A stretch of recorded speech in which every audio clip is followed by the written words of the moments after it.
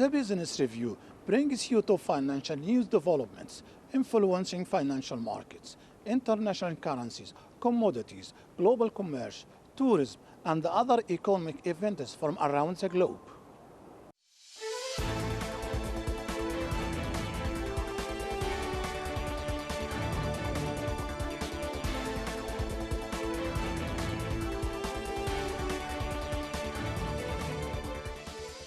The Lhasa railway station, one of the world's highest railway stations, also the terminal of Qinghai Tibet Railway, has played a significant role in the urban development, construction, and tourism in Lhasa, southwest China's Tibet Autonomous Region. Covering an area of over 23,000 square meters, the station is able to handle 2,700 passenger trips per day, serving as a major station for the Qinghai Tibet Railway, the Lhasa Singatis Railway, and the Lhasa Nyingchi Railway. Located in Liu District, which was established in 2007, the station is about 10 kilometers away from Potala Palace and downtown Lhasa, facilitating urban development and tourism during the years. On the opposite side of Liu District is Masses Cultural Sports Center of Lhasa City, which composes of stadium, gymnasium, and yak museum.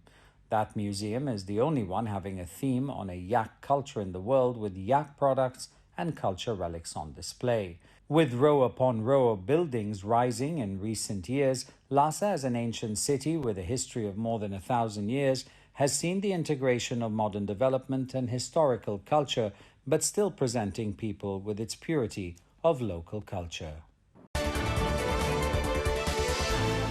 Bullet trains operating along China's most beautiful high-speed railway line, the Hua-Fei-Fuzhong High-Speed Railway, or HSR in East China, have been running at full capacity to meet demand during the National Day holiday travel rush. According to data released by the China Railway Corporation, the National Day and Mid-Autumn Day overlapped this year, leading to a combined 8-day holiday starting on October 1st. A total of 11.4 million passenger trips were made on Saturday alone. The HSR spans 852 kilometers in East China's Anhui, Jiangxi, and Fujian provinces, with bullet trains running at a design speed of 300 kilometers per hour, shortening travel time from Huaifei to southeast China's Fuzhong to within 4 hours. As part of the longer high-speed railway between Fuzhong and Beijing, the line cuts the travel time between the two cities from the original 10+ hours to less than 8 hours. Over 2,800 pairs of bullet trains lettered G, D, or C run daily, connecting over 550 cities in China and covering 33 of the country's 34 provinces. The Beijing-Shanghai high-speed train links the two megacities, located 1,318 kilometers apart, in just 4.5 hours.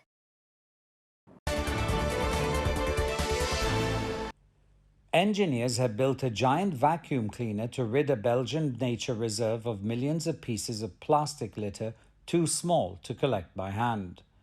The Galgescour Reserve, a site of mudflats and salt marshes as the port city of Antwerp, has become riddled with plastic particles that built up over the years from litter deposited by industries and towns along the River Scheldt. Port authorities last year launched a competition to design a solution to decontaminate the area, which is home to endangered bird species. The winner, a huge hoover dubbed the Nulo Plastic and developed by Envisan, the Environment Division of Maritime Infrastructure company Jan de Nul Group. The project coordinator, Tom Van Vuren, said that the machine's rubber tires limit soil disruption and its suction mechanism is designed to avoid damaging plants. The aim is to pull roughly 7.5 tons of plastic pellets out of the reserve. A first test concludes later this month. Currently, less than a third of Europe's plastic weight is recycled. To help curb litter, the European Union is planning new rules to ensure that all packaging can be reused or recycled, and will ban single-use plastic cutlery and straws from 2021. A Brazilian restaurant has opened a new outdoor dining space amid the coronavirus pandemic, offering small cabins built for families that are in keeping with social distancing norms. Inspired by Dutch restaurants with a similar design, Sushi de Art is located outside the cultural complex Cidade de Arte. It offers 30 private cabins built with wooden frames and transparent acrylic ceiling. The cabins are located on the edge of a candlelit lake in a green area measuring approximately 3,000 meters squares in the heart of one of the most attractive neighborhoods of the city. A maximum of 4 people can be accommodated into each cabin. The menu is created by chef Michel Piava, who works inside an area fitted in middle of the premises. The project was developed by the company Kabar in partnership with the Fundação Cidade de Arte, the largest cultural complex in Latin America. Restaurant partner Felipe Palermo said the cozy dining area aims to help make guests feel comfortable and secure.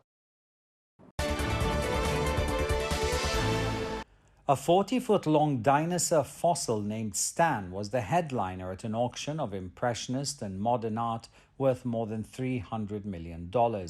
In the 20-minute bidding that ended with buyers on the telephone in London and New York, the price rocketed up from a start of $3 million, with the final bid ultimately taken in London by James Hislop, head of the auction house's Scientific Instruments, Globes and Natural History Department. The buyer has not been identified. It's rare that paleontologists find tyrannosaur fossils as complete as Stan. That's according to Hislop, and even rarer that such skeletons appear on the market. The last time a comparable specimen came to auction was in 1997, when a T-Rex named Sue sold for $8.36 million to the Field Museum of Natural History in Chicago. The closing hammer price at Christie's New York auction room was $27.5 million, but with Christie's commission added, the total came to $31.8 million. A desert sculpture museum located in the Sioux Desert Scenic Area in northwest China's Gansu province has become a travel spot during the National Day holiday. The museum covers an area of 70 hectares with a total investment of about 120 million yuan. At present, there are 102 sculptures in the museum featuring modern and contemporary elements. In order to carry forward the tradition of desert prevention and control, spread the concept of green environmental protection and harmonious coexistence of human and desert, and promote the highly integrated development of the country's cultural tourism industry, Minking County had held several international desert sculpture creation camps and invited domestic and foreign artists to create sculptures, and then built China's first desert sculpture museum. South China's Henan province saw a booming growth in outdoor recreational and sports sectors during the national holiday as thousands of tourists flocked to the island province looking to experience something new. Water sports enthusiasts from all over the country went around the island to look for the best waves and conditions for surfing, sailboarding, and windsurfing. Others gathered at Haikou National Sailing Base to enjoy a nice trip out onto the sea in a sailboat. In addition to water sports, outdoor activities such as polo matches attracted many tourists during the holiday, where they were also able to learn and try horse riding under the guide of professionals. Henan was granted approval in April 2018 to build a sports demonstration zone covering the whole island and explore to develop horse racing.